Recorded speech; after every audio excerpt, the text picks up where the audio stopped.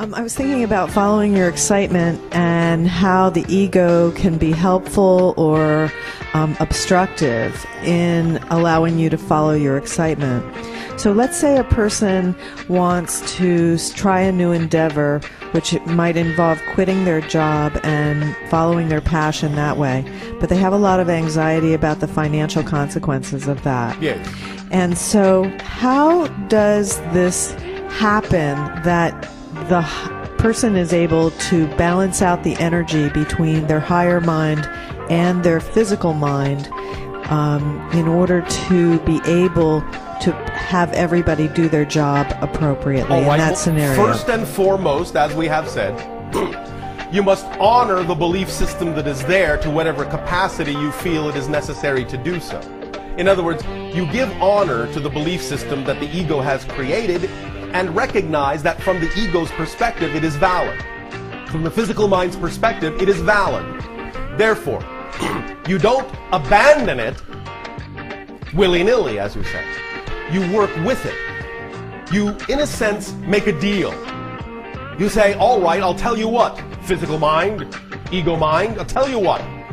I will continue to work with, say, 90% of that belief system, but give me just 10% to play around with, and I will show you that that 10% can actually work. Make a deal, strike a deal with the ego to give you some latitude to move beyond, even a little bit, incrementally beyond the belief system you believe is necessary in order for you to continue. As you make those deals and keep doing them, bit by bit, you will train the ego to understand that as you ask for more and more latitude, the ego will actually feel itself being more and more supported, and it will allow you more and more and more latitude until such time as one day you will look around and realize that all the old belief systems are already gone, and that you allow yourself complete support with the new belief systems in whatever way actually supports you. The second thing is, while you're doing that and making those kinds of deals with the ego, if that's what it takes, is to embark on an expedition, embark on a campaign of redefining the ideas that you're using. For example, the idea that the only way you can be supported in life, the only way you can be allowed to do the things that you desire to do, is with one particular format or representation of abundance. Remember that our definition of abundance is the ability to do what you need to do when you need to do it. Period. Now, if on your planet money is one of those things, all well and good. But the idea is, it's simply required that you have the ability to do what you need to do when you need to do it. And if money isn't necessarily the way in which it's best to do that thing, then your reality, your higher mind, will actually bring you the thing that would actually allow you to do that with less effort. Because sometimes if you insist that money's the only way a certain thing can be accomplished, again, that might simply be setting up an obstacle to bang your head against, when in fact your higher mind could actually bring it to you in a more easy way if you would only relax your definitions about what you think you need. So by going on a campaign of changing your definitions of what you think you need in order to be who you prefer to be and have the life you prefer, while simultaneously making deals with your ego to let you stretch a little bit beyond the belief systems, but while still honoring those you really feel you cannot yet change, you can work out a pacing for yourself that will allow everyone the balance they need, everyone to participate, all the aspects of your consciousness to participate as it needs to, and bit by bit you will find that you will change. So if the ego is frightened in that scenario, will it sometimes try to sabotage the person? Like they'll say, yes, of course. Okay, I'm going to try this. But that's why you need to strike a deal. You see, you need to find a negotiation that works. Because the only time that the negative ego will sabotage you if it feels it's not gotten a fair listen, a fair deal, a fair negotiation. If it feels that you are avoiding it, attempting to go around it, circumvent it. You understand? It sounds like business protocol. It is a business deal. Because the physical ego is all about physical business, the physical world. Therefore, one good way is to use its own language. Deal with it in a negotiation and allow it to understand that you are willing to negotiate fairly. So if you negotiate a fair deal from the ego's point of view, and it allows you some latitude in that negotiation, then there is no reason why it would need to sabotage you. The sabotage only comes when you have not negotiated a fair deal. That sounds incredible, because it's really about understanding the language of the ego. Yes. And talking in terms that it really can embrace Yes. and accept. Absolutely. It's all about definitions, understanding them, and working with them.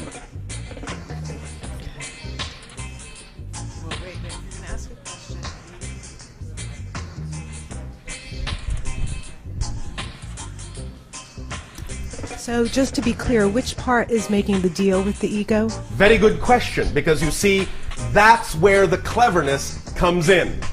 Because the idea is that the one that is actually negotiating with the ego is the higher mind. And so by bringing up the issue of creating a fair negotiation, you have already brought the higher mind to the table. And it starts negotiating with the physical mind in a fair manner, because higher mind is all about balance and fairness. But you're using the physical mind's language in order to get the idea across. So both are present in the negotiation. That's the issue. Both are present at the table. By even offering the idea of a negotiation, you have brought both the physical mind and the higher mind to the table to work out the best deal for the whole person. And that's the underlying issue in the negotiation. You are working out a fair deal for everything involved, for the whole being, for both sides, for both polarities. So you does have to start, in a sense, with giving the physical personality, in a sense, let's say, you have to give it the first win in the negotiation. You follow me? Okay. By honoring the belief systems it has created, by validating them and recognizing that from the physical mind's point of view, they are valid. It's only trying to protect you after all. It's protecting itself, but it's protecting you. Yes. Because it thinks itself is you. Yes. So the idea is that what it's doing, no matter how detrimental it may seem, no matter from what negative place it may seem to come, it's doing it out of love. Making the statement in your negotiation, your opening statement in your negotiation, that you recognize that it's doing what it's doing out of love, is the way to begin the negotiation. And then what you're returning with is the idea that what you are also proposing is out of love, because you want the ego to survive and you want it to experience joy in doing its job effortlessly. And therefore, what you're going to propose is a sensibly and reasonably paced unfolding of a change in a negotiation that honors its side, its view, while at the same time also allowing you to prove to it that the changes you are proposing will serve it as well. So it's a win-win situation. But you must start any such negotiation by letting it, in a sense, win its first point, because the ego is all about winning. Yes. And when you can teach the ego then that you're interested in a win-win, it will start to relent and grant you some leeway. Then you can work with whatever it is it gives you, and even if you are given a seed, you can expand that and keep expanding that in your future negotiations as you prove, bit by bit, that the old beliefs are no longer necessary for the ego to continue to win.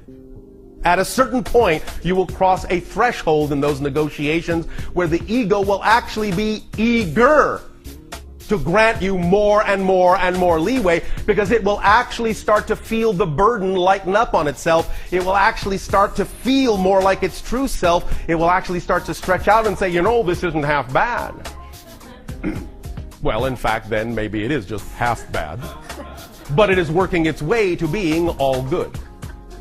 Does that make sense? Yes, it makes sense. Does that help? Yes, it helps, and I think it may answer the second part, but I'm going to ask it anyway. Oh, all right. So then when I get the ego to be quiet for a while, then I spend the second part asking questions of my higher mind and then waiting for an answer and writing it down. You can. Again, remember, it is important during this point to actually use this quiet time to begin a dialogue with your higher mind in whatever way will allow the ego to feel that you're not tricking it. Give me an example. Do it. Well, do again, the dialogue. you have to express the idea that you're going to. Are you familiar with the idea? Again, this comes back to the idea of what you call business language. Are you familiar with the idea of full disclosure? Yes. Well, that's what you're doing with the ego. Okay. You're saying, all right, the first win goes to you. And now, if you will allow me, I'm going to talk a little bit with the higher mind. Is that all right? Of course, the ego will think that you are something else talking to the higher mind, when in fact the higher mind is actually saying that. Okay. You understand? Yes. All right, because Yes. at first the ego won't recognize you as the higher mind. But when you get the ego to be quiet, you actually start talking to it as the higher mind. But for a while, you may have to pretend that you're not. You may have to pretend to seem to be a neutral party. Maybe you can even pretend you're the negotiator in between the physical mind and the higher mind. The point here is to use your imagination to make that negotiation work in whatever way it seems to work best. But what is important is full disclosure, so the ego doesn't feel it's being tricked. And when the ego doesn't feel it's being tricked, the ego will have no reason to trick and sabotage you. So full disclosure is important. All the lessons of what you call win-win business negotiation are applicable to negotiating with the ego structure. I love that. Thank you. Thank you. Thank you.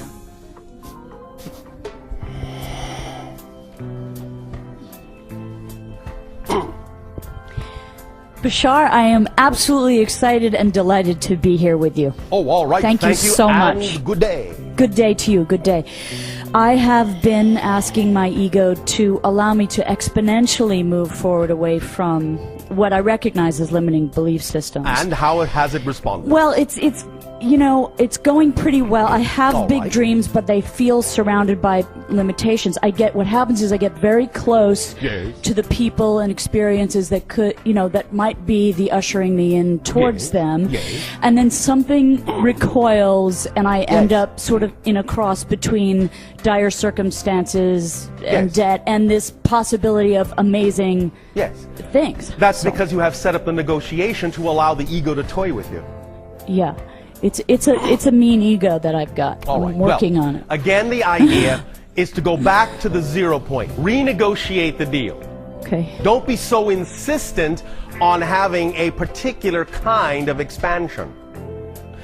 Even the idea of an exponentially expansive, joyful life may not even be involved in the first negotiation. You may not want to enter that arena in the first negotiation. You may just want to start with just a little bit. But if survival issues are up, that does begin to play into it. And But what we are saying is that if you propose a less aggressive agenda to the ego, it will not feel threatened and survival issues won't arise. right. You see, you may have proposed too much for the ego to handle. You may have said, I want it all or nothing. I want to explode, expand at an exponential rate. And the ego's going, okay. We'll see how far you get. Yeah, go ahead, go ahead. Oh, there she goes. Oh, yes, expanding, expanding, expanding. Yank.